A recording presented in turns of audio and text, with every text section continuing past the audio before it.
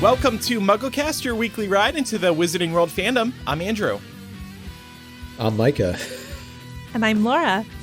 It was like, is my internet already busted? You know, between between last week where I had to be like, and I'm Micah, and this week now I have to go second. I'm just all messed up. Poor Micah. On today's episode, we are going to do a deep dive into Slytherin House to discuss its history, legacy, and whether or not we think there can be a defense of Hogwarts' bad house. This is actually the first half of a two-part series where we defend the Hogwarts houses who catch the most flack in fandom. You can guess which house we are tackling next week. And to help us with today's discussion, we are joined by Tylor Starr. Tylor is a longtime member of the Harry Potter fandom. He is president of the Wizarding World-inspired animal rights nonprofit, the Protego Foundation, and co-host of the ChickPeeps podcast with actress Evanna Lynch. Hi, Tylor. Welcome to the show. Hey, everyone. So excited to be on my favorite Harry Potter podcast. Let's do this. Let's defend the best house. Oh, my gosh. That is very nice of you. We appeared on the ChickPeeps podcast a few months back. It was an honor and so much fun. And ever since then, we've been itching to have Tylor on. Tylor's a huge Harry Potter fan. And as you could tell, a friend of the show as well. And it was so great seeing you today because it's been a while since we've spoken. I know. We're almost out of this pandemic, hopefully. Maybe we'll see. So hopefully, maybe. Yes, indeed. And Eric, he was so disgusted with this idea of defending Slytherin House that he wanted to abstain from the episode. So we were like, Tylor, come on in. Wow. I'm kidding about Eric. Eric didn't feel that way. Not really. It was just a coincidence that he couldn't make today's episode. Does somebody need to sit out for the Hufflepuff? Yeah, I was going to say, then? We should have flipped it on him. Actually, Tylor, we're talking about Hufflepuff today. We didn't tell Eric. So this is all Sweet. a ruse. Oh, no. Nice. Can't wait. But Tylor, there's something else I wanted to bring up with you. Yeah, go. Ever since speaking with you, I think on the ChickPeeps podcast, maybe that's where we initially heard this. Your favorite character in the Harry Potter series is Lord Voldemort. Yeah. Please explain. I don't know what it is, but I've just always been a fan of really well-written villains. And in my humble opinion, I know nothing about writing, but at least for me growing up, I've always found Voldemort to be a very compelling and kind of, persuasive villain. Somebody who I could be like, whoa, okay, I can see why some people would go with him.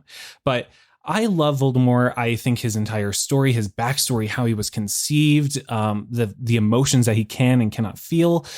I think everything about him is just so well written. And that's also why Half-Blood Prince is my favorite book, because that's where we dive into, Voldemort's history and everything about that. But in addition to that, I also find that if the entire Harry Potter series is based on the idea that love really is the most powerful magic we have, Voldemort fills that role as the key antagonist because his entire story and very existence gives us a peek into what that antithesis to that whole message even is.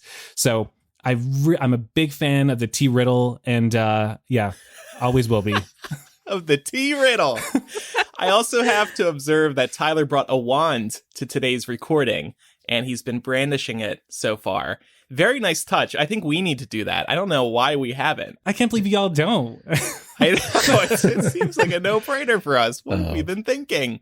And also, in case anybody didn't realize, Tylor is in Slytherin House. That's another big reason why we wanted to have him here today. Mm-hmm. So anyway, thank you for explaining that. Thank you for defending your love for T Riddle, as you called him. Can we just borrow that and use that moving forward? Yeah, please. T Riddle. T Riddle. Take it. My small contribution to this wonderful show. So, Laura, you're going to lead us through today's discussion, actually, on Slytherin. That's right. Feels a little weird because I'm a Ravenclaw, but I like to think that Ravenclaws and Slytherins have quite a bit in common. Yep. So I'm hoping that I do Slytherin House justice today. And I first wanted to say that I really love that we got to prime today's conversation with Tylor's take on why Voldemort is favorite character worthy. It's that level of nuance that I'm hoping we can carry into our main discussion about if we think there can be a defense of Slytherin House. And before we jump in, Micah, I was wondering if you could give us a reading from the Sorting Hat song in Book 1. Or perhaps in Slytherin, you'll make your real friends. Those cunning folk use any means to achieve their ends. Perfect. Thank you. Minus the British accent, sorry. Yeah, that's all right. You got the deep voice part right. That's the thing. I heard that there was some talk about having Micah maybe do ASMR. Nice. On another podcast. Yeah, well, I would subscribe for that. I think a lot of people would. But I do have a question for the panel about this passage. Do we feel this verse of the sorting song sets Slytherins up to seem bad from the outset? Or do we think that our interpretations as readers were already set because of meeting Draco Malfoy before this? Ooh. Good question. I think Draco definitely played a role. There aren't many opportunities to be told that there's a lot of good people within Slytherin. Mm-hmm. In terms of the word cunning, too. I think if you look at this, just this little section right here, possibly the worst word you could find here is cunning, and maybe people don't think too far into it. So they just add up all the pieces, and there's a bad picture being painted here. I would say even worse than that are the 2 words, or 3 words actually, use any means.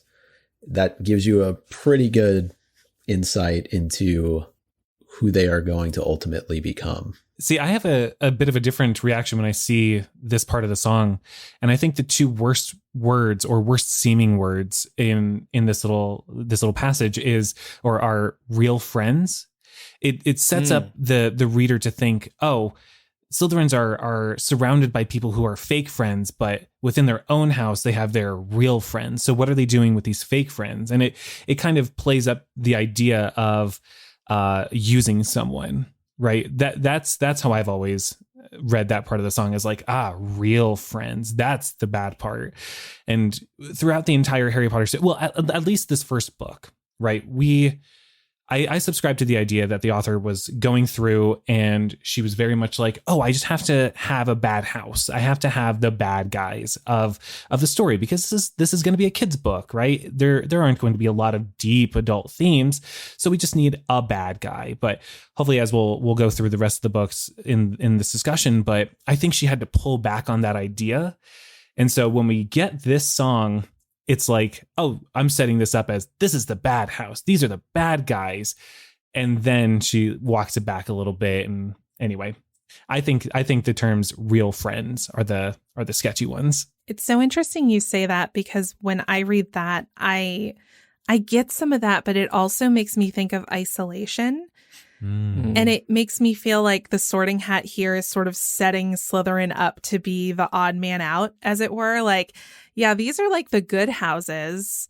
They all have varying different like degrees of quality that you can quibble about amongst yourselves. But like, this is definitely sort of like the one that sticks out. It's like the odd one in the bunch. Mm-hmm. So I kind of feel like the Sorting Hat is in a way setting Slytherins up to seem like it's like a protagonist or antagonist like type view, depending on what you're walking into that sorting ceremony with, like what your family's background is, what information you've been provided with about the Hogwarts houses.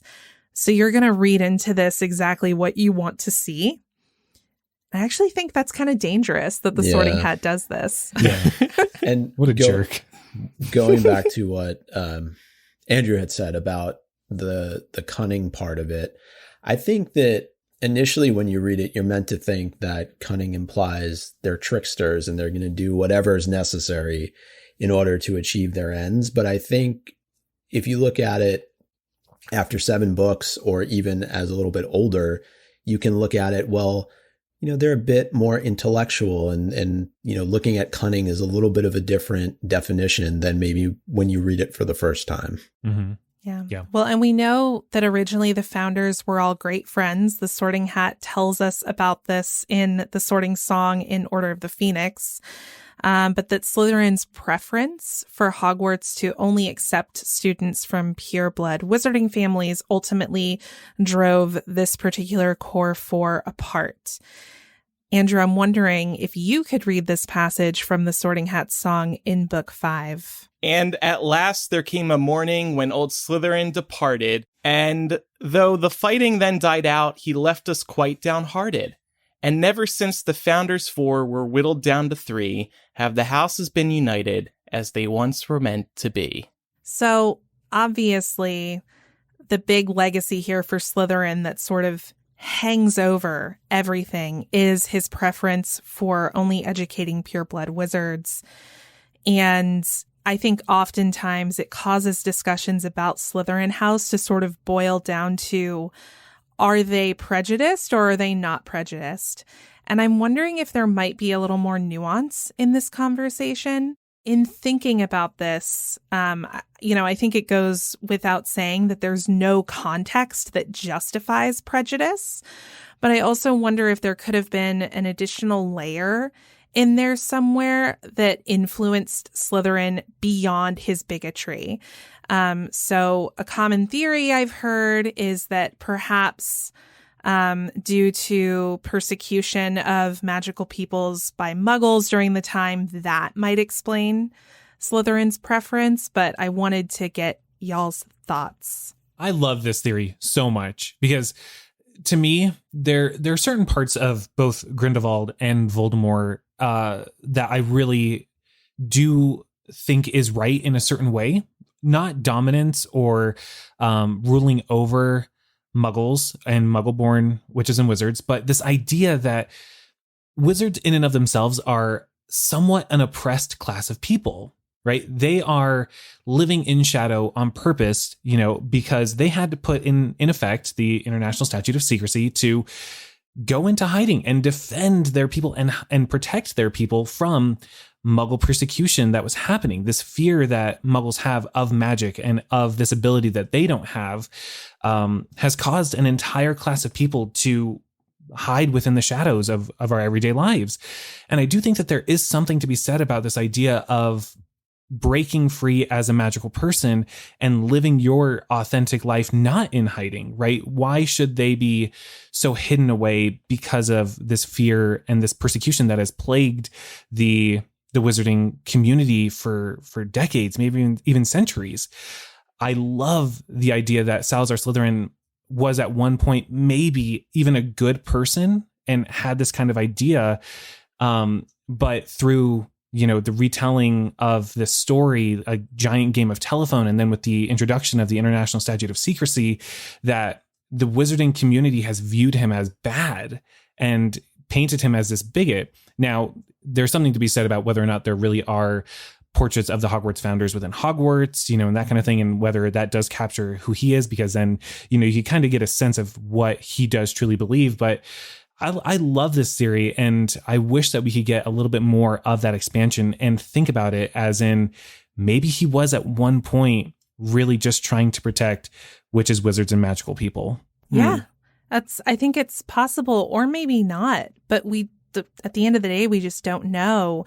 And what I find so fascinating about this discussion is if we think about it in sort of a real world context, bigots and racists, they're not born, you don't spring into existence that way, right? Those are taught philosophies and ideologies. So presumably Slytherin must have gotten it from somewhere. We just don't know where it was. Yeah. And I wonder too, how much of his own experience created this mindset. So kind of going off what you were saying, Tylor, did he have any of his own personal experiences in his life with the Muggle community that made him sort of adopt that type of philosophy? I'm also thinking about in the Fantastic Beasts series with Dumbledore, did a lot of his philosophy originate out of the fact that his sister was attacked by Muggles? So it may seem like a layer of protection that they're trying to implement as opposed, or just something that grows into something that's a little bit stronger than just the initial protection, right? It becomes this bias, it becomes this prejudice. And that's when I think we see it as being taken as a step too far.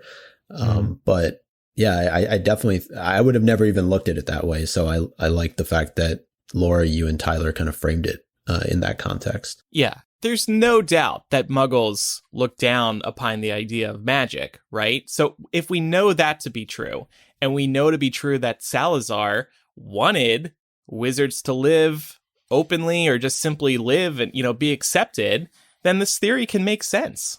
Absolutely. Right. I mean, people are more complicated than just you were born good or born bad, right? It's interesting because that sort of tends to be the rabbit hole we go down when we're talking about Voldemort. Like, is Voldemort's issue nature versus nurture?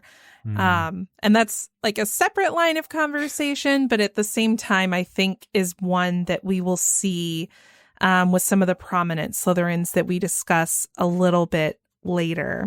I also wanted to point out, just because I was doing a little bit of reading, and this may be something that's common knowledge. It wasn't something I was aware of, or it's not something I've been made aware of like recently, but apparently a distant descendant of Slytherins was one of the founders of Ilvermorny. Oh, I don't know if I was aware of that. Isolt Sayre. Oh, right. Sayre? Yeah, that's the name. And I just think, again, it's very interesting to point out that his legacy is not necessarily just his own, that there are other descendants and members of that family that have gone on to do great things. And Terrible. she actually married a Puckwudgie. Oh. If we're assuming that Puckwudgies are like the American equivalent of Hufflepuffs, there you go. Yeah. And she was More a proof. Parselmouth too. She was able to speak to that horned serpent. And God, I completely forgot about all the Ilvermorny canon. I did want to also bring up the fact how this whole situation is kind of presented to us as the reader when it comes to muggles, right? In the Harry Potter canon, we're taught the International Statute of Secrecy was, brought about because of wizard persecution, all these things. So we have this in their heads that, hey, muggles really, really, really hated the wizarding community. And then we get Tales of Beetle the Bard, and we get the story of the wizard and the hopping pot, where the local community is literally begging for help. They don't know that the person who's helping them is a wizard, of course. But, in the story, the son is walking down the street, curing ails left and right, freely kind of doing magic, but doing magic for good. And so I always find that contrast between all the good that the wizarding community has done or could have done for the Muggle community and the persecution that they face at the hands of the Muggle community to be a really, really fun and nuanced and really invigorating conversation. Well, I wanted to shift focus to about 50% of our panel today are Slytherins, which is great. Andrew, I know in particular, you're a Slytherin convert. Yes. So I'm wondering if you can tell us about why you switched houses. And then Tylor, if you have something you'd like to add about like your realization of what makes you a Slytherin, we'd love to hear that too. Yeah, so I started as a Gryffindor because it's where you want to go. You want to be in Harry's house and the trio's house. So I think I just went there. And I think Pottermore told me Gryffindor. And I was pleased that Pottermore agreed with what I had thought all these years. But then come 2016, I was coming out of a multi-year relationship, and the 2016 was also ending, and 2017, Mike is already laughing. I don't know why. 2017 was beginning. So I was entering a new year. It's like, my relationship's over. New year, new me. You know what? I want to break free of the rules. I want a change of scene. I want to feel bad. So I joined Slytherin. But bad in a good way. Like bad. Bad in a good way. Okay. Like a badass. Yeah. And then I killed 4 people. No, I wanted to feel like a badass. Slytherin's cool. It feels cool to be a part of. So I just wanted to change the scene. So I remember the exact moment I decided to change my house. I was at the Wizarding World in Hollywood, and I saw that Slytherin crew neck sweater, and I was like, that's cool. I'm in. That's me. It was the sweater that did it. It was the sweater that did it. No, but you start, so that was really it for me. It was kind of just like a fun change. But then I started thinking about it more. Like we mentioned a few minutes ago, Slytherins are cunning. I feel that way. Slytherins are also described as clever and resourceful and determined. Check, check, check. these are things that I am. And I'm not perfect. Trust me, I'm extremely flawed. But I really identify with some of the leading traits of Slytherin. And so, and even a certain disregard for the rules, as Dumbledore put it, as he heard about you're Salazar. Such a rule breaker, let me tell you. I really can be, though. I really can be. Of course, I'm not about to go into that. I have never broken the law, for the record. But sometimes I step around the rules a little bit to get things done. So you step around the law. Can we expect another change of house post-pandemic? Like when you're coming out of another big moment? Not a breakup, though, right? Is that No. Post-pandemic.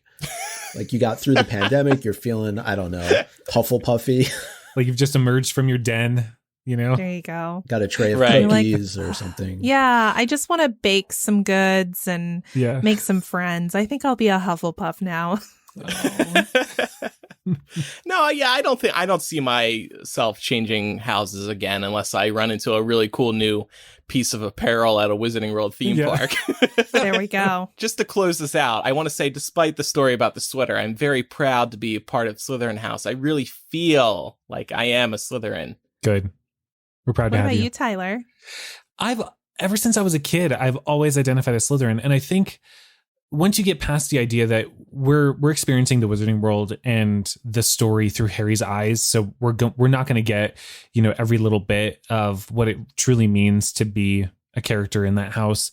Once you get kind of past that and you see Slytherin for what it is, a house that values ambition, determination, cunningness, staying true to the people who are important to you, that I think will start to resonate with a lot more people. Once you get past that kind of hurdle of like Slytherin are the bad guys, that surface level understanding of it, you really do see that Slytherin has some really, really great qualities. And I saw that right away when I started in this fandom back in 2000, was the idea that Slytherin is just ambitious. And that's always been the one key trait about myself, about others, that I value the most, is ambition, the desire to want to do something. And there's no house that does it better than Slytherin. So I've been a very proud Slytherin ever since the beginning of this fandom. That's awesome. So for you, it was more being able to maybe look past some of the greater interpretations about Slytherins and what it meant to be a Slytherin, and you were able to see a positive side of it. Andrew just wanted to be a badass. Yeah, exactly. He just Andrew wanted the leather jacket, But I do see the positives now. I do. Yeah. No, I'm just teasing. Well, I mean, while we're on the topic, when I did the Pottermore quiz, I was a hat stall between Ravenclaw and Slytherin. So nice. But you had identified with Ravenclaw prior to taking that quiz, right? That's why you picked it. Yeah. Okay. I wonder what would have happened if it was proposing either like Gryffindor or Slytherin. Which would you have chosen? Slytherin. Ooh. Oh, you would have. Good. Yeah. There you go. I think I would make the same choice, honestly. I always take those like sorting hat tests that like give you the percentage breakdown afterwards. That like super really long one. And for me, Slytherin was like 98%, Whoa. it was huge. And then I took it another time and it was a little more even, but even between Slytherin and the next house, Ravenclaw, it was like a good 40-point difference between the two. Wow. Interesting. I need to take one of those. Mm-hmm. Now that you say that, do you think that Ravenclaws would lean more towards being in Slytherin and Hufflepuffs more towards Gryffindor? I think so. 100%. 100%. Yeah, like I said at the top of the episode, I feel like there's quite a bit of overlap between Ravenclaw and Slytherin in terms of the qualities that sort of make them who they are, make the house what it is anyway. I do want to address the elephant in the room with both of you, though. Neither of you are prejudiced people, but Slytherins are often stereotyped as being blood purists and prejudiced themselves.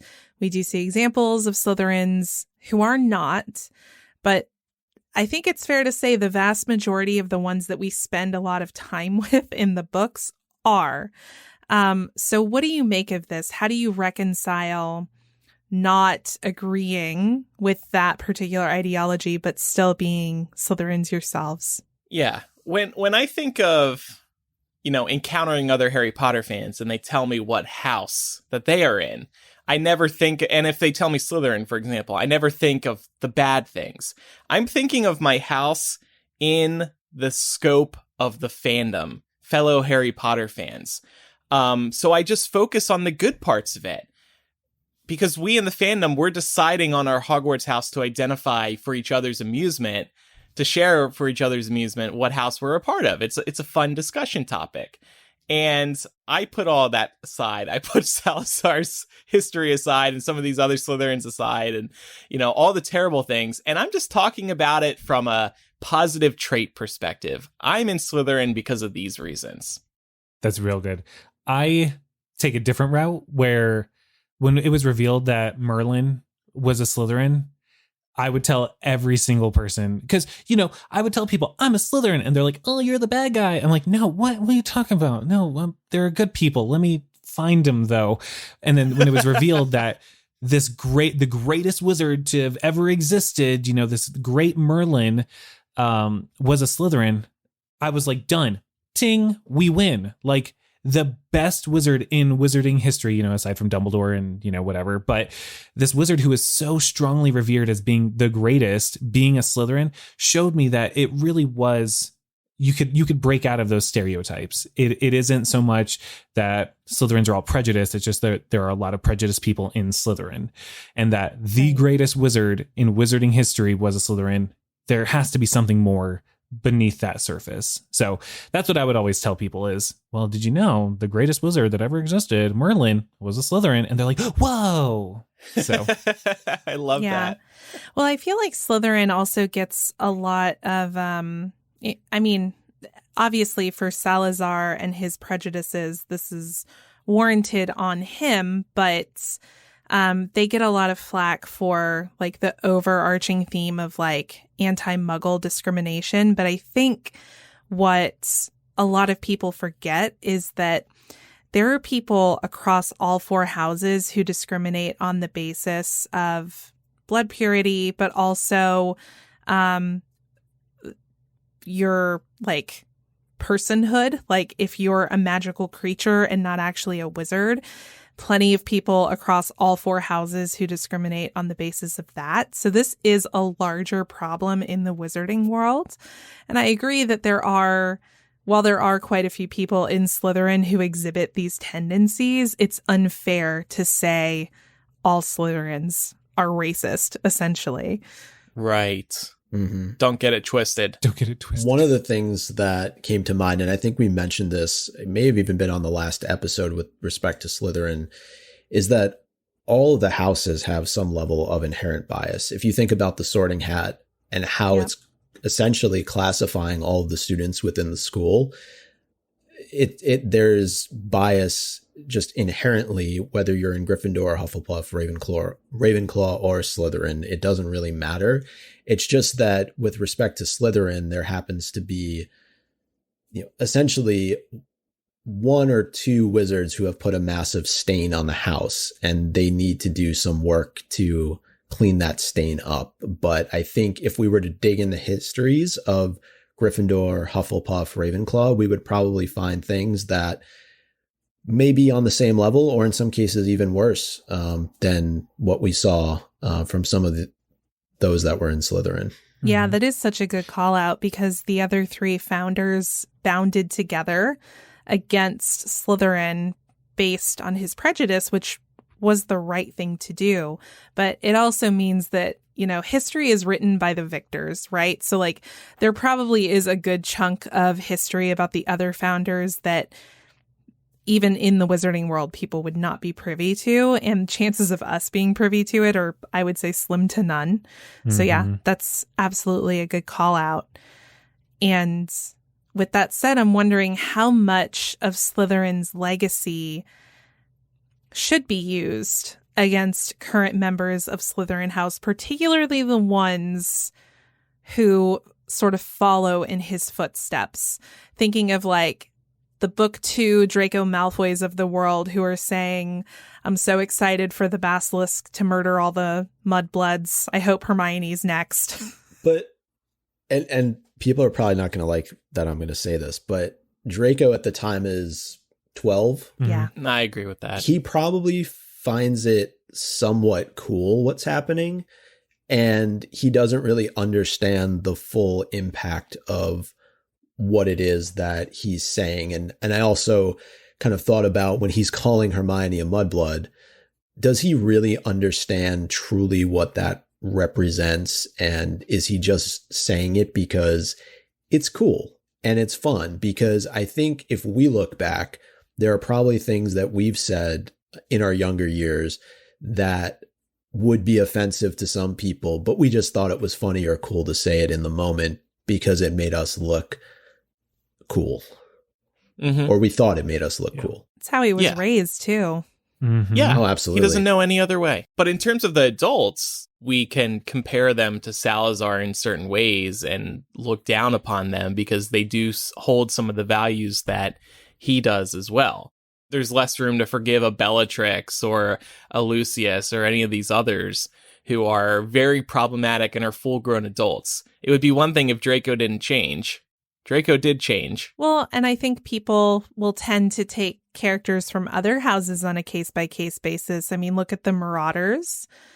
With the exception of Lupin, they were bullies. Yep. Mm-hmm. And people are willing to forgive that about them because they were kids when they were doing a lot of that. So I think it's fair to say that someone like Draco Malfoy, who has shown over time that he was able to grow and kind of overcome that ingrained prejudice, or at least work very, very hard to try and do so, I think that deserves recognition. Absolutely. Right. Mm-hmm. And don't forget about Pettigrew either, who's probably the best example of a Gryffindor turned bad. Yeah. We tend not to think of Gryffindors as being evil, but certainly Pettigrew would fit that category. And to be honest, I feel like I see some Slytherin in Dumbledore too. Without a doubt. 100%. Yeah. Nobody likes to talk about it, but Tylor, I get the sense you do. Oh, all the time. I always say that for some reason that Dumbledore was missorted because he is a Slytherin at heart, 100%. I really do think that in addition to Dumbledore, being a Slytherin, I think we should abandon this idea of defining the houses based on the characters who are put in them, because I always like to bring up, hey, if we're going to do that, don't forget Gilderoy Lockhart was a Ravenclaw. Like, wow, what an awful dude that guy was, and when we get down to what the actual traits are for each of the houses, that's what we should focus on, not X person was in X house, so that therefore X house is bad, or anything like that. So, and I think it would have been a little bit of a credibility boost to have Dumbledore and Slytherin, but, we can't have everything. You have Merlin. You do have Merlin. That's a pretty big one. That's right. That's right. And this also goes back to the point of Hogwarts sorts too soon. Yeah, Lockhart was a Ravenclaw when he was 11. Mm-hmm. He turned into a different person. We all change from when we were 11. We have no idea the type of person we are at 11. No, I mean, you could make the argument, though, because intellect is often associated with Ravenclaws. You have to be a pretty smart person to do what he did and to hoodwink all of those people. That's why I think it's like a scale for a lot of these houses. Right. Except Hufflepuff. You're just really teeing it up for that Hufflepuff discussion. Yeah, the next episode. Poor Eric. Well, Micah, you put together a pretty comprehensive list of notable members of Slytherin House. And we've also broken some of those folks down based on some quotes to kind of help define where they are, sort of if we're thinking about Slytherin as a spectrum and we're thinking about one end of it being the extreme, like Salazar Slytherin, super prejudiced, blood purist, to the other end of the spectrum where it's like, no, this is just a normal person who just so happens to be in Slytherin. So if you'd like to run us through the list, we can jump in with thoughts. Yeah, should we start with Salazar Slytherin? Who? I think we've covered him pretty well. I think we know what end of the spectrum he is on. Yeah. Yes, I think so too. It's hard to put Merlin on the spectrum, but let's see, just based on the information that we do have on him from Pottermore, says that he was sorted into Slytherin when he was at Hogwarts, and he went on to become one of the most famous wizards in history.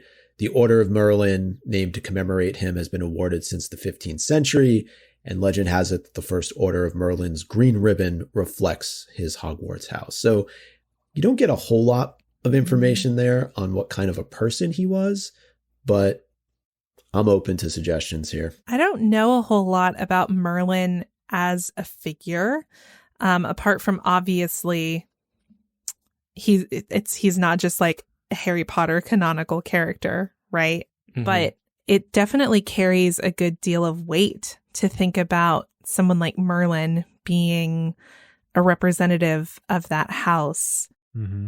Tylor, do you have any other insights on Merlin? It seemed like you had some thoughts on him earlier. Yeah, I think the fact that we have so many colloquialisms or little sayings, right? Little phrases that are thrown into everyday wizarding vernacular. Merlin's pants, all those, Merlin's beard, all that, that kind of stuff seems to imply that Merlin at least was regarded as somebody positive, right? You don't throw around, Salazar Slytherin's beard, stuff like that, like no. weird, if Salazar Slytherin is our bad guy. It's more of a goatee, isn't it? Yeah, exactly. If Salazar Slytherin is our bad guy and we don't see any, kind of fun phrases or sayings with his name, but we see a bunch with Merlin, I think that says something in the fact that we do know that Merlin was at least in some kind of positive regard in the wizarding community. Same with the fact that we have, these Order of Merlins, these awards that are, talked about as in such high regard, like, oh my God, Order of Merlin first class. Wow. That has to, we don't see an Order of Salazar or an Order of Slytherin, right? So I think, at least to me, it feels as though Slytherin or Merlin is a positive person in the wizarding community. That's a good way to think about it. It's like what we do with Batman in the wizarding world, or sorry, in the Muggle world. We're like, holy bleep, Batman, Sure. Mm-hmm. What house would Batman be in? Batman's a good guy. Hufflepuff. Yeah. And I'm just thinking too, I just wrapped up watching Merlin, the series, and going back to what you're talking about earlier, Tylor, like he has to live in secrecy, literally the entire, spoiler alert, the entire series. It's not until literally the very last episode that he reveals himself to Arthur and to others in the community. And so I think that, if we're keeping in line with the thought of why Salazar wouldn't want to allow anybody other than purebloods into Hogwarts, that's a perfect example why, because you have somebody who's literally doing good the entire time, but is forced to live in secrecy because of who he is. Not dissimilar from the Wizard and the Hopping Pot. Mm-hmm. Absolutely. All right. Next one on the list is Severus Snape, the first half-blood in Slytherin that we're going to talk about. Yeah. And I find this so interesting considering the number of half-bloods that we know of in Slytherin House. And I just thought it was a bit odd, just given the fact that we know about Slytherin's preference. But we also know there's a quote from Voldemort, I think from book 7, where he's humiliating the Narcissa and Bellatrix by talking about their sister marrying a muggle and having a half-blood child. And he's really giving them a hard time and humiliating them in front of all the other Death Eaters. And then he sort of waves it away and he's like, oh, even the purest among us have had some decay in our family trees. And it makes me wonder if that is how some pureblood members of Slytherin House might feel about this, about the increase in half-blood members of the house. And Snape, I think he's a great example of someone who kind of turns the reputation of Slytherin on its head, right? I mean, he ultimately sacrifices himself to prevent, Voldemort from ascending to power that second time. Mm-hmm. Did Voldemort know that Snape was half-blood? Did any of the Death Eaters? Or did they just assume that he was a pureblood? Because I'm just thinking about it now. Like, I feel like that would be a point of contention for somebody like Bellatrix. But does it matter if Voldemort still... Well, no, Voldemort's half-blood too, respects so he probably doesn't care really But deep nobody down does that. inside. My point just is that if Voldemort's okay with it, then Bellatrix doesn't have any reason to complain or won't be allowed to complain. I don't know. Yeah, I don't know. She think so. really hates Snape. So I feel like if she knew, she would probably use this against him. But at the same time, I don't know. I feel like with Voldemort and the Death Eaters, it's a little bit like the enemy of my enemy is my friend. And if you're willing to team up with us and you can show your loyalty, if you can prove that, then you're in. As long as you're not a Muggle-born. To my knowledge, no Muggle-borns fought with the Death Eaters. All right. Well, keeping on track with Death Eaters who were in Slytherin and betrayed Voldemort, let's talk about Regulus Black. What a hero. Right? Love this guy. I think He's a good one. Like, we approve of him. yeah. I think he's like on like towards the spectrum of like normal person, right? Just a ambitious, cunning dude. And he kind of always struck me as someone who may have changed over time. You know, Sirius always got the impression that Regulus was totally gung-ho with the Dark Lord's mission and wanted to be his servant, but something changed. Somewhere along the line, something changed. Either that or this guy was like way ahead of the game and was a double agent from the very start, which kind of seems doubtful to me. It seems more likely that he probably evolved in his thinking over the course of serving Voldemort. I think it was when he was looking at what Voldemort was doing, he decided to tap out. So I can respect Although that. I have read a really fun fan theory that Regulus did everything that he did because he wanted to be the next Dark Lord. That was just a fun little thing. That I was like, oh, I like and that. he would compete against Voldemort? Yeah. Like he would like go after the Horcruxes, defeat all the, like, you know, destroy all the Horcruxes, destroy Voldemort, and then take over. It was a fun little thing. Honestly, I love stuff like that sort of delves into all the little nooks and crannies of what could have been in this story. And it's interesting to think, you know, when Regulus was writing that note about hopefully when you meet your match, you'll be mortal again. He was referring to himself. Yeah, right? Oh, that's great. I always but yes. struggle with the fact that Sirius never really knew Regulus's true allegiance before he died. I feel like that would have been really just important for him to have learned.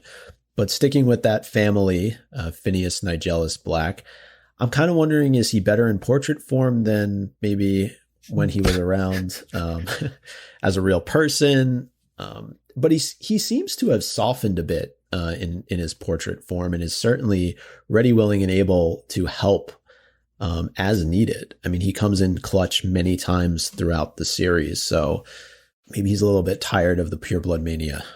Yeah. I also wonder, too, if he's just holding his duty to help the headmasters of Hogwarts as something very sacred. Yeah. Like, do portraits... It's his school. Yeah, I mean, do portraits have motivations? I would say so. Yeah, I mean, beyond what's assigned to them, I guess. Like, if you're intended to be a messenger, is there any other... Well, he's there to advise the other headmasters, right? He was a former headmaster himself. It's noted that he didn't really like students, so I don't understand how he ended up being a headmaster, but he seems to do pretty good when he is tasked with certain responsibilities. So I give him a thumbs up. Me too. Yeah. And maybe all that hanging around Dumbledore inspired some change in him. Yeah. And that's why he became a little softer. Very likely. Next up. I was going to say, I think we can skip the next one. Oh, I was going to say, unless Tylor wants to take on that's true. T. Riddle. No, my boy is very much on that Salazar Slytherin spectrum of towards the end. You know, he's down there, so we can definitely skip him. How about Horace Slughorn? He's an interesting one. I think while I'm not sure he's a pureblood maniac, he certainly has a problem with collecting people. And I don't know that that's a really valuable trait to have. It seems like that's ultimately what fuels him as a person, to surround himself with celebrity and those who have really done great things. And of course, they all usually are students that he himself has taught. So I'm sure he takes some level of credit for their success. But we do see him really kind of round the corner towards the end of Half-Blood Prince with the memory, but certainly in Deathly Hallows and coming to the Battle of Hogwarts, and even at a point, I believe, dueling Voldemort. So that should speak for itself, to have the head of Slytherin House dueling the Dark Lord. Yeah, that is pretty cool. Yeah. You mentioned collecting, though. He only came back to Hogwarts because he wanted to collect Harry. That's how Dumbledore lured him there. So his intentions in coming back to the school weren't very good and were extremely shallow. So I guess in terms of the scale, I would put him somewhere in the middle. Really? I'm very much like, if Salazar is one end, Horace Slughorn to me is the exact opposite end, right? I see Slughorn as kind of that, as Jo trying to fix her mistake that she made in earlier books, where she's just attributing Slytherin as always bad, always bad, always bad. And in Half-Blood Prince, she has to introduce a character who's in Slytherin and who has a strong affinity for Slytherin and becomes the head of Slytherin, but isn't bad in and of himself. Kind of what Micah was saying, the fact that he duels Voldemort at the end, I think really does show that Horace he's not a bad guy because he's in Slytherin. We can have that conversation about him being bad in regards to wanting to collect students, but I don't think that part in and of itself is related to Slytherin, right? If we're just talking about the Slytherin attributes and whether or not Salazar's influence on him kind of determines how these characters are, I don't think the collecting part kind of plays into it. I think it's purely him just being, wanting to be this great networker and collector of famous people. So if we were to boil him down just to like the bad Slytherin traits that we know, we were to put him on the spectrum, I think he's on that far left side. I don't think he's a bad guy. I think he really is the epitome of what it means to be a true non-bigoted Slytherin. Yeah, I tend to agree that he's closer to the opposite end of the spectrum, but I think that he's a good representative, and I'm sure we all know someone like this in real life, of someone who would never wish harm on another person ever, but still tokenizes Muggleborns a bit. I pulled this passage from Half-Blood Prince where Harry says, "One of my best friends is Muggleborn and she's the best in our year." And Slughorn says, "Funny how sometimes that happens, isn't it?" And Harry's like, "No, not really, you weirdo." And Slughorn immediately launches into this. "You mustn't think I'm prejudiced. No, no, no. Haven't I just said your mother was one of my all-time favorite students?" And then he starts name dropping other Muggleborns that he's been impressed with. So he still has that ingrained sense that somehow makes, different blood statuses very distinct to him. And that doesn't mean that he's a bad person. It doesn't mean that he would wish harm on any of these people, but he's definitely not seeing everyone as equal, at least at this point in the series. Who knows? After the Battle of Hogwarts, he might completely change his tune. Definitely. This line, just funny how that sometimes happens, isn't it? Can you believe somebody intelligent is a Muggleborn? Funny how that happens sometimes. Unfortunately, people in the real world have made similar comments about groups of people that they can't believe could possibly have the kind of intellect that they do. So I feel like he's kind of, he's reminiscent of perhaps some people's grandparents a little bit. That's kind of what he reminds me of somewhat. Definitely. And just a note that Bag Boy pointed out in the Discord that Phineas Nigellus was not always an enthusiastic helper, and mentioning that is true. Order of the Phoenix when Arthur Weasley gets attacked. Look, everybody has a bad day at the office, okay? But generally, he's helpful. All right. Let's talk about Leta Lestrange, and then we could talk about Bellatrix, Narcissa, and Andromeda, the three sisters. But with Leta, I don't think we know enough about her yet, but I would say, like, going back to the point that was made about, you know, Joe trying to kind of correct things towards the end of the Harry Potter series with Slughorn, I feel like that's also going on now with Leta in the Fantastic Beasts series. I don't know, Tyler, what you think about that. Yeah, I 100% agree with that as well. We see Leta as this kind of outcast, this very vulnerable young woman who's by herself. She's not around. You know, when we think of Slytherin, we think about connected and, you know, you're walking around with your quote unquote real friends. But when it comes to Leta, here she is all by herself, totally alone.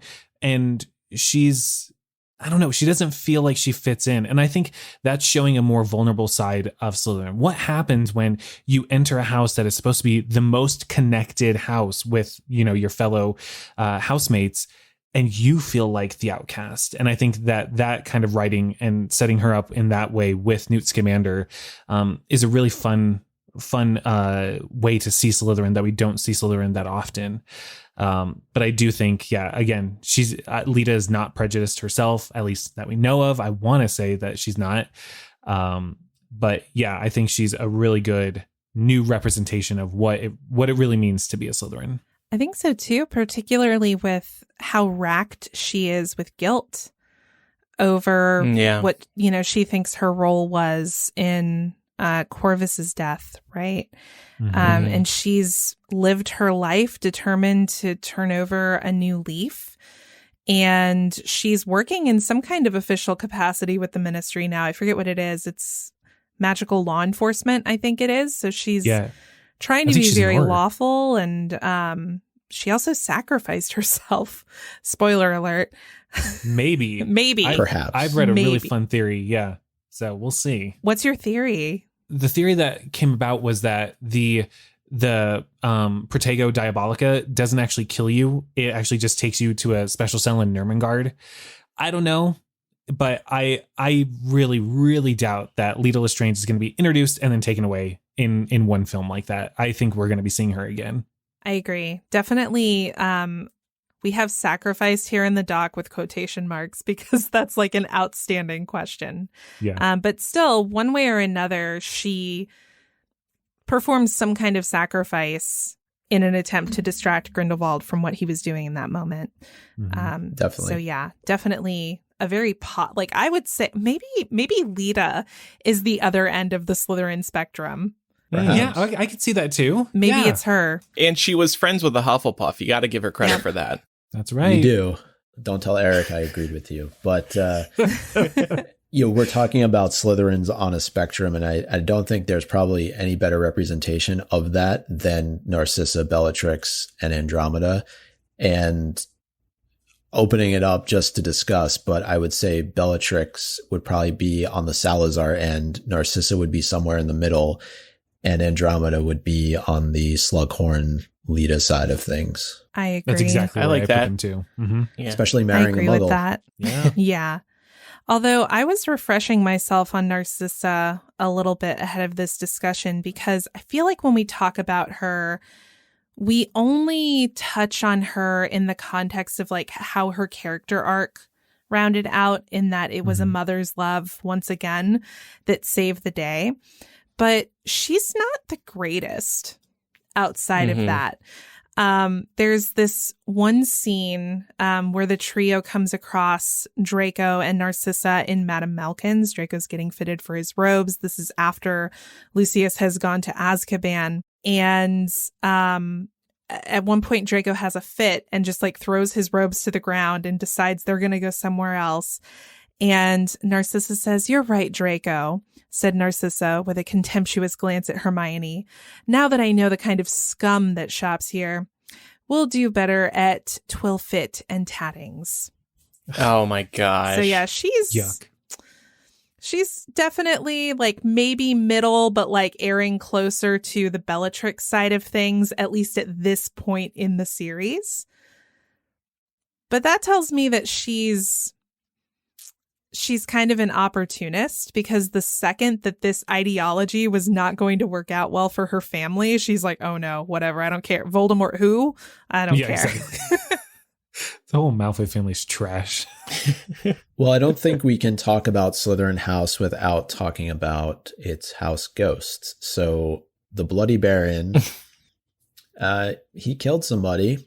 So I don't know what end of the spectrum that warrants him receiving, whether he did it out of love or any other justification. It's still murder at the end of the day. So I wonder if that was selfishness. I Yeah. mean, you know, we hear about crimes of passion and people doing things out of love, but it's like, if you kill somebody because they won't have you, that's not love. That's just selfishness. That's some real Snape energy. Yeah, it's like Snape if you turned him up to an 11, basically. Snape plus. Yeah, Snape plus, Snape max. Yeah. that's actually, I like that. To interact Right. with the Bloody Baron is only $9.99 a month. Oh my gosh. Nice. You get ESPN and Hulu with it.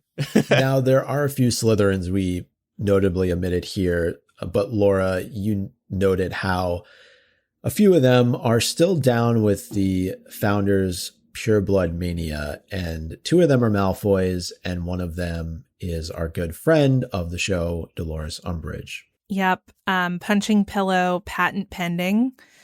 But she, I mean, you don't really need to go much further than book 7. Of course, we could dig way back through book 5 and find a ton of substantiating evidence. But when Harry comes across her office in the ministry in book 7, she has a plaque on there that says Senior Undersecretary to the Minister. And below that, a slightly shinier new plaque that reads Head of the Muggle-Born Registration Commission.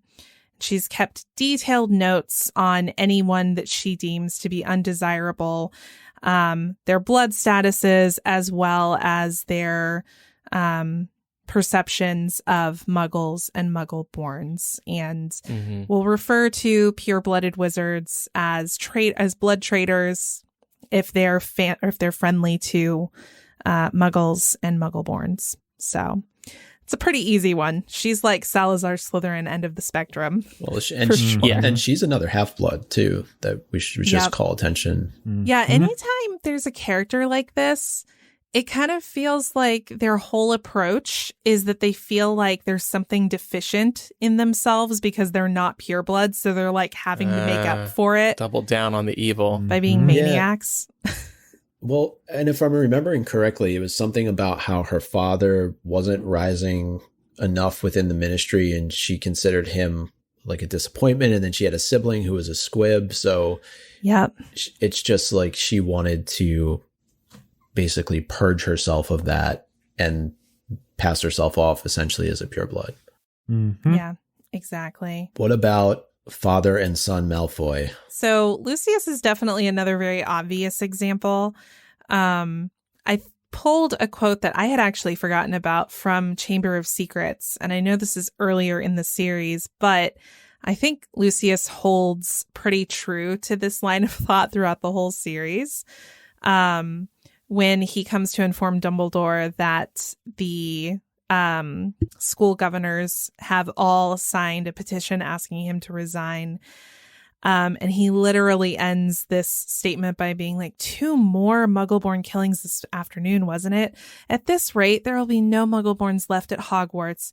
And we all know what an awful loss that would be to the school. He doesn't even try to hide it. And again, the thing with Lucius is that he is an adult. Yep. He is set in his ways. He's not going to change at this point. With very few exceptions, in my opinion, very few people do change at this point in their adulthood, especially in these deeply rooted issues that are ingrained in them from the start. So, he's towards the Salazar side for sure. For sure.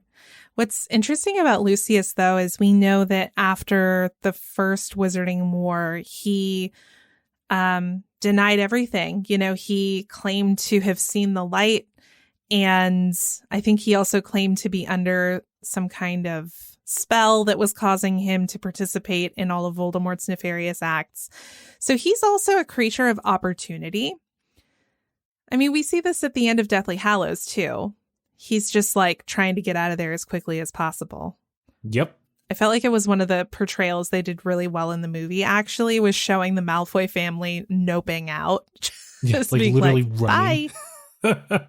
See ya. And Draco. Yeah, and Draco, I think Andrew really summed this up beautifully earlier in the episode, just by speaking about the fact that Draco, much of when we see him in the books, he's a child, you know? And I think looking at Chamber of Secrets and Half-Blood Prince are really interesting use cases because, you know, they're thinking about ring theory. Of course, books 2 and 6 are connected. And in book 2, Draco is so boastful about wanting to know who the heir of Slytherin is. He wants to help with the basilisk. He wants to help rid the school of mudbloods. And then in book 6, when he finally gets his chance to serve Voldemort, he's like, oh, snap, I didn't realize it was going to be this serious, you know, and he's incredibly overwhelmed and starts to falter in some of those deeply ingrained ideologies. So I think he is an example of somebody who evolved in his thinking over time. Definitely. You also have this interesting note here, too, about how he had thought about attending Durmstrang versus Hogwarts. And we learn later, really, the importance of saying something like this because of Grindelwald. Yeah. Mm-hmm. Originally Draco was boasting that Lucius wanted him to go to Durmstrang because they actually taught the dark arts there. Not defense against the dark arts, but the dark arts themselves. The only reason he didn't go is because Narcissa didn't like the idea of him being so far away from home.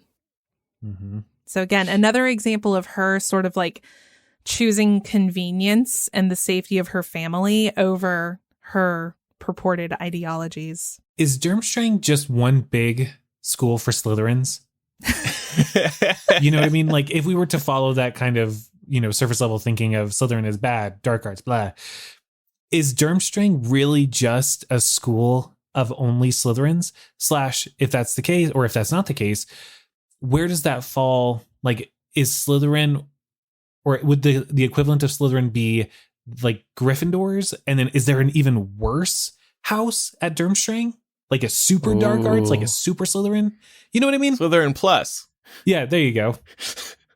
Maybe. It's hard. I don't know if we know much. It's kind of hard to compare because Crumb goes to Durmstrang, right? Yeah. And he does not strike me as a Slytherin at all. No, and he's all up on Hermione. Mm-hmm. Yeah. And Hermione likes it, so... Though, True. I mean, I was going to make the point that its headmaster is a former Death Eater, but I feel like we have former Death Eaters in positions at Hogwarts too, so not sure that that's the best argument. All right, just to wrap up, one other Slytherin that we do know about is Albus Severus Potter. He's a good one. He's a good egg. We know this. Sure, he's made some mistakes in The Cursed Child, but he was a kid, you know? Those things happen. Temptation got to him. I think it's really telling that, first of all, that Harry, in his adulthood, was able to see past his own prejudice from his childhood and tell his son, hey, if you're sorted into Slytherin, then Slytherin just got a great wizard. Mm-hmm. Right? And right. the fact that, I mean, I have to imagine that Albus Severus would have been aware of the childhood rivalry between his father and Draco, who's the father of his best friend. And he's able to see past that and be friends with someone who comes from a long line of people who up until very recently were adversaries of his family. Mm-hmm. Mm-hmm. I think that's one of the greatest traits anyone could have, Slytherin or otherwise. And Laura, sorry, go ahead, Andrew. Well, I was just going to say on the point of Harry being supportive of Albus being sorted here, that's part of being a parent, you know? A good parent saying, hey, you were sorted into Slytherin, that's okay. And I think that moment also illustrates Harry's profound growth over the books. Yeah. I think so too. Harry could have been a good Slytherin too. Right, yeah. Yes, and then of course, like I think what was said earlier, you know, the hat was considering putting him in there. So that's kind of like a full circle moment as well. Yeah. Mm-hmm. I would like to see an alternate telling of the Harry Potter books where Harry is sorted into Slytherin. I think that would be fascinating. Yeah. So good. Tyler can write Tyler, it. do you write fan fiction? No, but I'm down for that. Could you imagine like Harry finding the not prejudiced Slytherins, the ones in the background that we don't get to experience, the ones who are like, man, that Draco Malfoy really sucks, Oh, like I'm sure that they're there, and I'm sure, Harry would find them. Yeah, they've got to be there, right? Because, we see Gryffindors who suck. Think about Cormac McLaggen. Everybody hates him. Mm-hmm. But he's It's in true. the good house.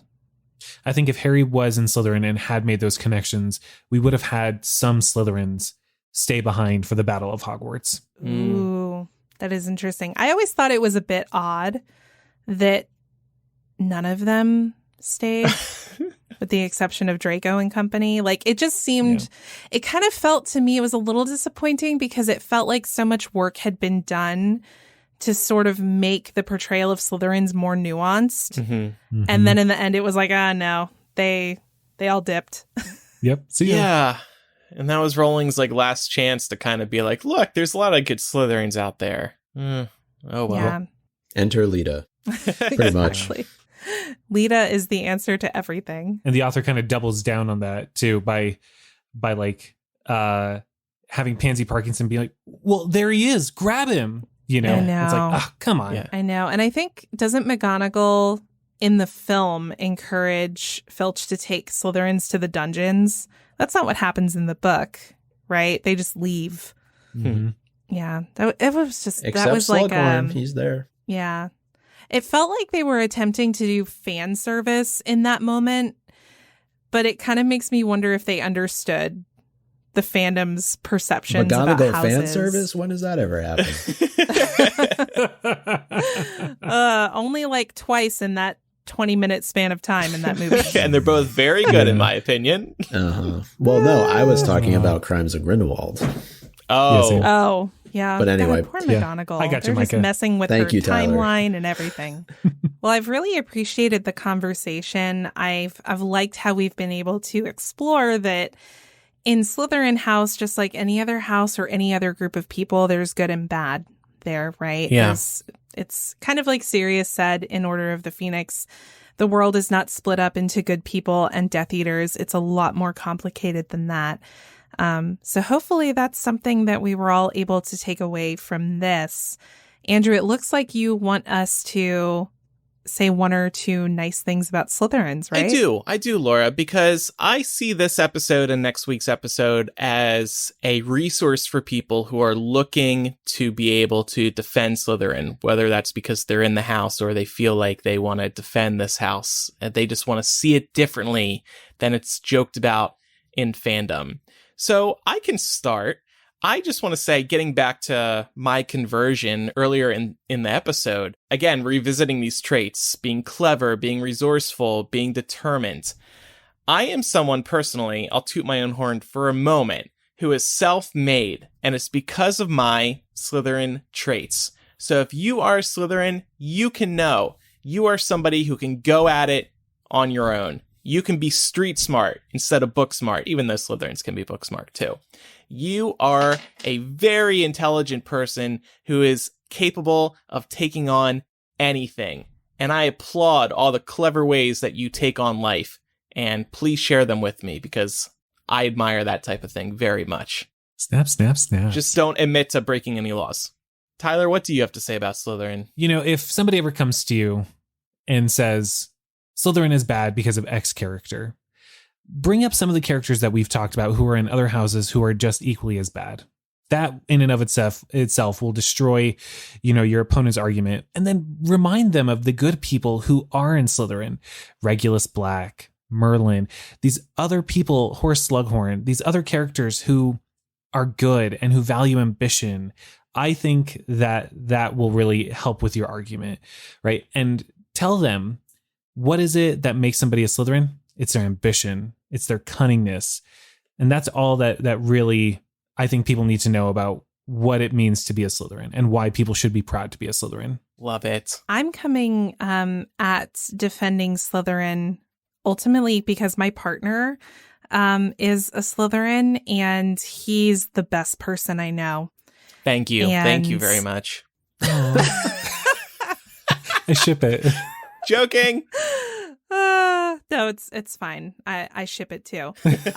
No, but like genuinely speaking, he's so smart, and I see so many of those attributes in sort of how hardworking he is. I think that Slytherins don't get enough credit for how hardworking they are. Damn I know right. Hardworking is supposed to be a Hufflepuff trait, and I very much think that it is. But just like you're not born any one thing. You're not born cunning, right? That's a skill that you have to develop over time. And it requires a lot of focus and a lot of effort in order to get there. And I just don't think that Slytherins get enough credit for that. So I just look at anyone I know who, like Andrew, you said you run your own business, or anyone who just creates anything. And I very much see that as a Slytherin trait, a very positive one. So don't let the past define what you allow your house to stand for in the future, is what I would say. Heck yeah. Amen. I think you all make great points. You're not going to... Come on. Oh, Say no, one no, good no. thing. I said plenty good things when we were discussing all these characters, but I wouldn't necessarily label individuals based upon the story. I think this is something that Tylor had brought up earlier. Like, look at the qualities of the house. And, you know, if you were to just take away Slytherin, Ravenclaw, Gryffindor, Hufflepuff, and just look at the qualities themselves, I think those are qualities you'd probably want within yourself. A lot of which have already been touched on, like ambition and cunning. And so I think if that was any advice that I could give, that is what I have to say. Like, remove the labels and just look at the characteristics of the house. And you find that you probably might have some things in common with your Slytherin counterparts.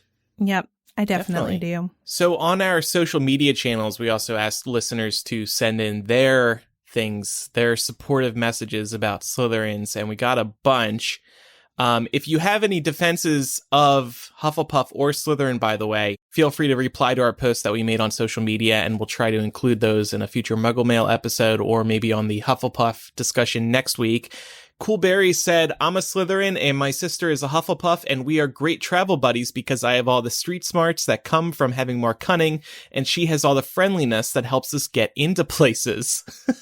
That's good. Smart. Luna Leclerc said, I think Slytherins are very perceptive about the people, places, and events around them and can read whether or not to engage with the situation. The Slytherins I've met can easily read emotions and behaviors and know how to help those they are loyal to. They also appear able to influence a situation to turn in their favor or their group's favor more easily than some of the other houses. Manipulation of a situation is not necessarily a bad thing and can help de-escalate or improve whatever is happening. I might not always see that from the books, but I definitely see that in my personal life and in fandom. Oh, that's so true. Yeah. Getting back to my point earlier, it's about your role in the fandom. It's about who you are in real life. Sophia says, everyone says that Slytherins run away because they're scared. They quit things or get other people to do them because they're just lazy or scared. I say it's because Slytherins are smart enough to know when it's not worth doing anymore, and we stop because it's the right thing to do, not out of fear. You like that, Tylor? Oh, I'm here for that. Yeah. Except the Battle of Hogwarts. We know when to quit. We know when to move on. Yeah. Malilek, hopefully we're pronouncing your name right. Please let us know if we didn't. That's a pet peeve of mine. I think all the non-racist Slytherins got killed off or forced into hiding like Slughorn during the First Voldy War, and that's why we don't see any in Harry's generation. I like that. Or ambition enough to be worrying about other things and cunning enough to hide away and help in ways we can't see. Like Snape? Yes. Yep, 100%. 100%. Megan Moon said, as a Slytherin, I pride myself on being clever and tend to be able to work myself out of any sticky situation. Rose says, Slytherin is a proud house. We strive to achieve greatness. Slytherins can be unstoppable forces when pursuing our ambitions. Slytherins don't always play by the rules because we're goal-oriented, but generally we strive for improvement and progress, and the pride that comes with it. Rules that get in the way of our objective are like roadblocks to us, but we're resourceful and cunning to find ways around them. Of course, Slytherins are proud to have magical blood because magical abilities facilitate us greatly. However, a true Slytherin shouldn't discount non-magical folk, because anyone with vision and determination can lead a prosperous and affluential life. Well said.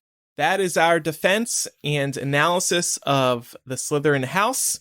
If you have any feedback today, you can email mugglecast@gmail.com or use the contact form on mugglecast.com.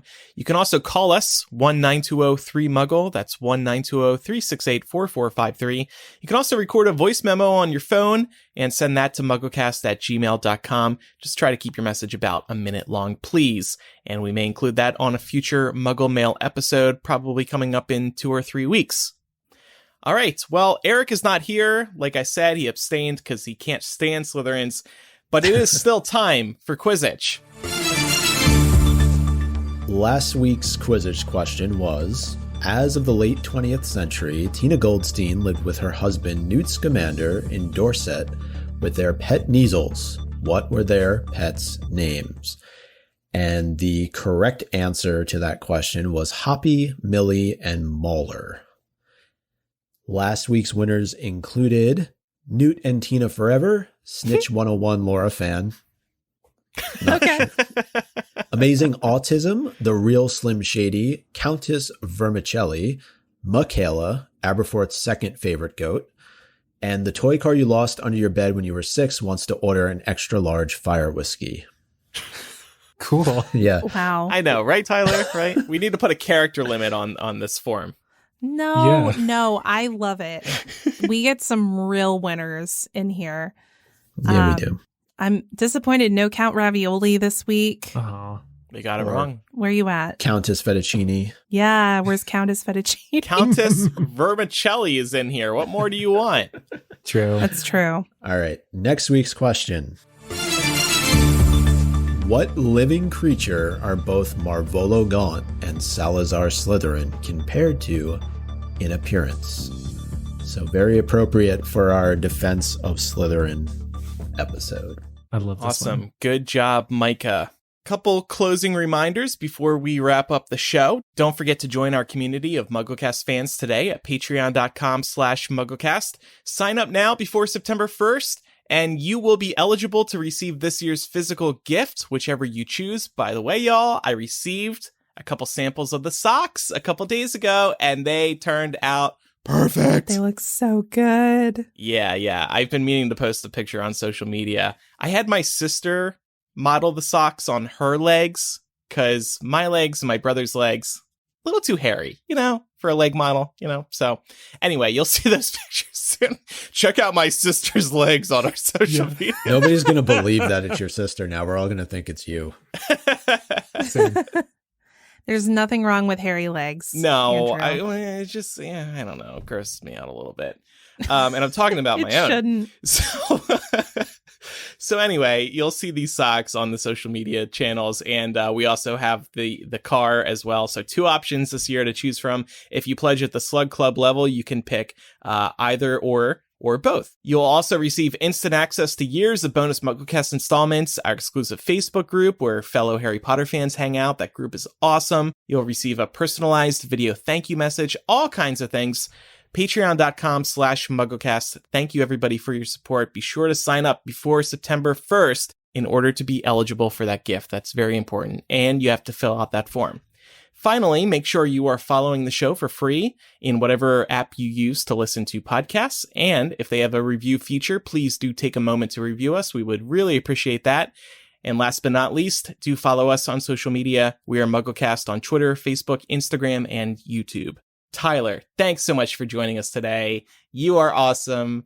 I am so glad we had you on the show. You can check Tyler out at the Protego Foundation and also the ChickPeeps podcast, which is in between seasons right now. But coming back at some point, I don't think we want to make any promises at this point when I might be coming back. Right. But it will return. I think that's safe to say. Yeah. Thanks for having me. Loved it. Awesome. And Tylor has been holding that wand the entire podcast, folks. I love it. I need to try that now. I got to know how that helps with my hosting. I'm sure it'll help a little bit. It's so nice. Whose wand is that, by the way? It's Voldemort's. I found it to be apropos of our conversation today. I should have known. I didn't see the handle. I was because you were, gripping it. Wow. Love it. Man, you came prepared. I love it. What can I say? I really like the V. The V. That works. And on that note, I love it. Thanks, everybody, for listening. I'm Andrew. I'm Micah. I'm Laura. And I'm Tyler. Bye, everyone. Bye.